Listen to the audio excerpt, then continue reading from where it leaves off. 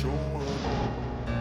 I don't ever slow up, no I don't take shit. I got no love for the fakeness. If you wanna play tough and wanna hate this, I'll always show up and make a statement. I don't ever slow up, no I don't take shit. I got no love for the fakeness. If you wanna play tough and wanna hate this, I'll always show up and make a statement. Everything I do so instinctive and so passionate. Every word I move so descriptive like an adjective. I got a vendetta against people who patented being negative when you should be getting after it.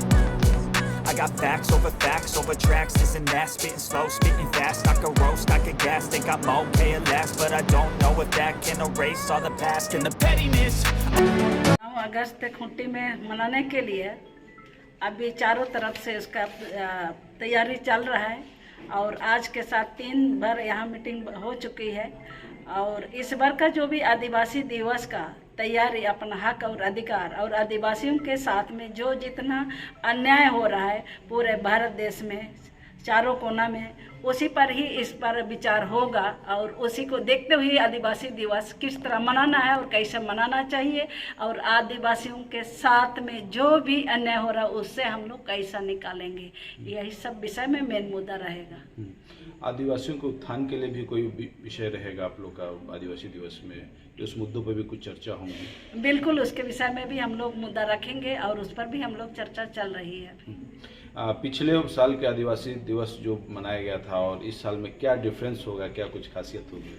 खासियत और ये तो बहुत सारा है, जैसे आप आए दिन चारों तरफ देख ही रहे हैं, आए दिन आदिवासियों के साथ में अन्याय होते आ रहे हैं। और आदिवासी दिवस तो देश में मनाने के लिए ये भी हम लोग कितना दिन मांग रखे तब जाके आदिवासी दिवस मनाने का सौभाग्य मिला है। और इसी को देखते हुए जहाँ तक कोशिश करेंगे हम लोग धूमधाम से मनाने का और विशेषकर अपने आप को इतिहासों के पन्नों में आदिवासी कैसा था और कैसा रहेगा और आने वाला समय में आदिवासियों के लिए हम लोगों को क्या करना चाहिए, आने वाला पीढ़ी के लिए, उस पर भी हम लोग विचार करेंगे। आदिवासियों की पहचान, भाषा, संस्कृति, जमीन, प्रकृति संसाधनों को बचाने को लेकर के भी चर्चाएं आपके प्रोस्पेक्टस में था, उसको लेकर के क्या कहेंगे? बिल्कुल, ये आए दिन आदिवासियों का जो धरोहर है, जमीन है और ऐतिहासिक धरोहर आए दिन यहाँ लूटते जा रहा है।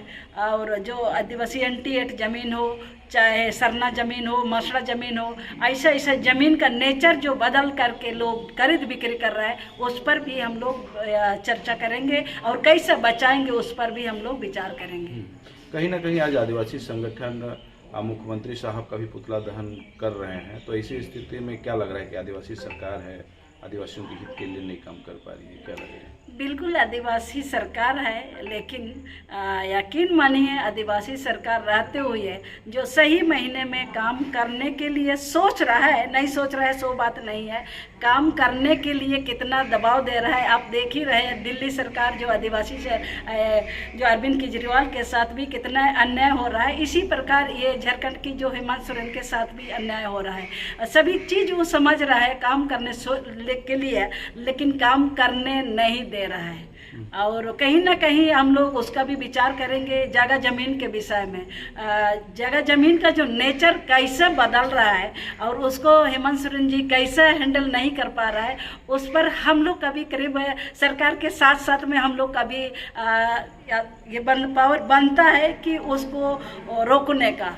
और किस वजह से इतना आदिवासियों का ज़मीन चारों तरफ से धड़ ले निकल रहा है, उस पर हम लोग मुख्यमंत्री से भी हम लोग मांग तो ज़रूर रखेंगे, उसके बिना तो कोई काम असंभव है, इसलिए ज़रूर कोशिश करेंगे उसको बचाने का। लेकिन सही महीने में आदिवासी का ज़मीन बहुत ज़बरदस्त अभी लुटा रहा है। और एक चीज़ हम लोग अभी देखने को आ रहा है कि अभी जो नौकरी के लिए बहुत सारा बच्चों के साथ अन्याय हो रहा है और उसके लिए भी हम लोग मुख्यमंत्री से बहुत जल्दी हम लोग बात करेंगे। डिलिस्टिंग का एक मुद्दा काफ़ी जोर शोर से चल रहा था, सभी बोला जा रहा था कि इसको एक आदिवासियों को बांटने के लिए इस प्रोजेक्ट को लाया जा रहा है, तो इसको लेकर के क्या आदिवासी विश्व आदिवासी दिवस में कुछ चर्चाएं होंगी या इसको लेकर के कुछ प्लान होगा? इस पर तो ज़्यादा कुछ हम लोग को चर्चा नहीं करेंगे, क्योंकि ये आदिवासी डीलिस्टिंग का मुद्दा सरकार क्यों लाया था ये आदिवासी लोग समझ चुका है। क्योंकि हम लोग का बांटने का जो षड्यंत्र रचा था ये सब हम लोग नज़दीक से देख लिया है।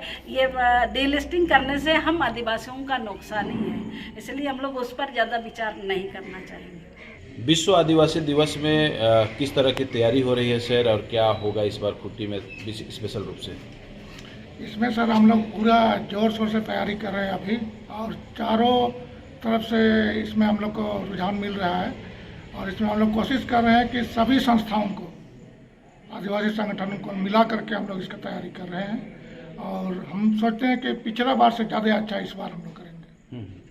इस बार विश्व आदिवासी दिवस के उपलक्ष्य में कौन गेस्ट आप लोग के पास मुख्य रूप से आ रहे हैं? अभी हमारे पास हेमंत सोरेन जी को हम लोग न्योता भेजे हुए हैं, लेकिन अभी तक अप्रूवल नहीं मिला है।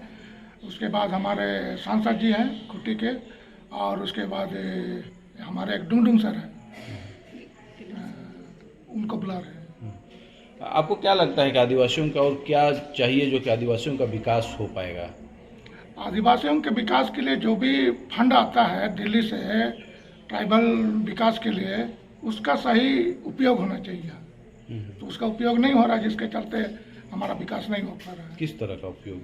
जैसे उस फंड को दूसरे फंड में लोग डाइवर्ट कर देते हैं, तो आदिवासियों को उसका लाभ नहीं मिलता है। तो उन्हीं के ऊपर में ये खर्च होना चाहिए। अक्सर देखा जा रहा है आदिवासी जैसे ट्राइबल दिवस हम लोग मना रहे हैं, तो यहाँ पे जो जितने भी ट्राइबल लोग हैं काफ़ी एजुकेटेड है, फिर भी वो लोग जो है बेरोजगार की, इसमें क्या आदिवासी दिवस में कुछ स्पेशल हो पाएगा? हम लोग तो मांग करेंगे कि जो भी रोजगार का अवसर मिलना चाहिए आदिवासियों को, वो मिले, ताकि हम लोग ऊपर उठ सकें। ठीक है, आपका परिचय? मेरा नाम धर्मदास कंडेर, और आदिवासी समन्वय समिति के मैं उपाध्यक्ष हूँ।